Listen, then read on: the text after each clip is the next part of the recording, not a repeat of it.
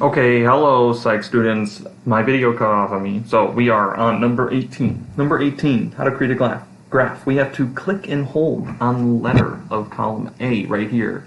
And hold and keep clicking and highlight column B as well. That will highlight all of our data. What we want to do now is create a graph out of this data. So we will click Insert, Chart. Google Sheets calls graphs charts. So we're going to click Chart. And then it's going to do a little bit of working. And look, it made a chart for me.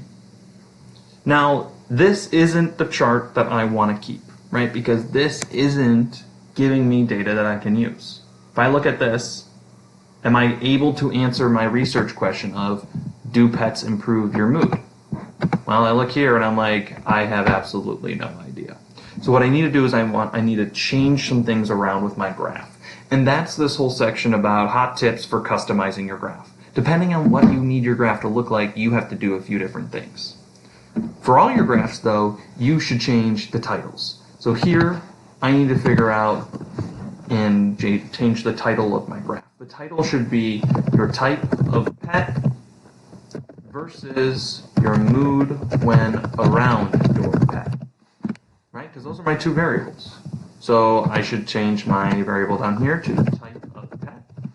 And then I should change my y-axis to the variable mood when around your pet.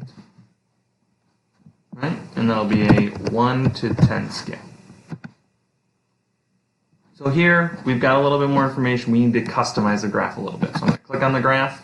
I'm going to click these three dots right here, and it's going to come up with Edit Chart, and this is my chart editor.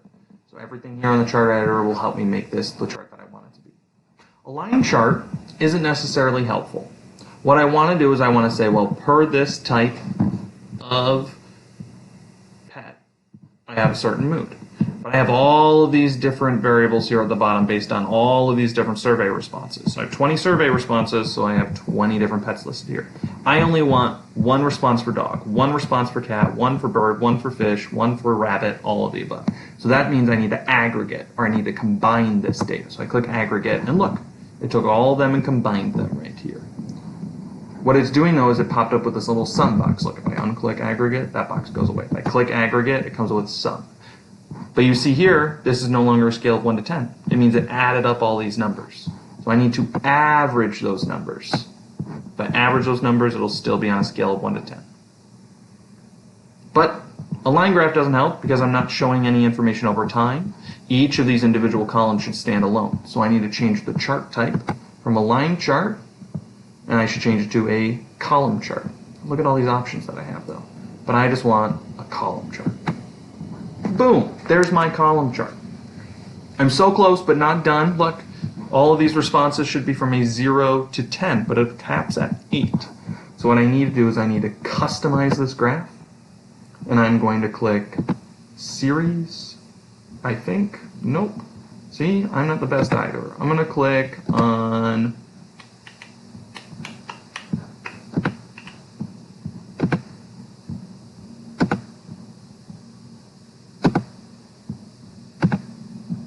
maximum. Okay, here we are.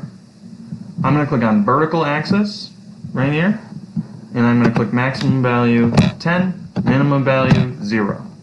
And that will put me on a scale of 0 to 10. And then look, we've got a beautiful graph.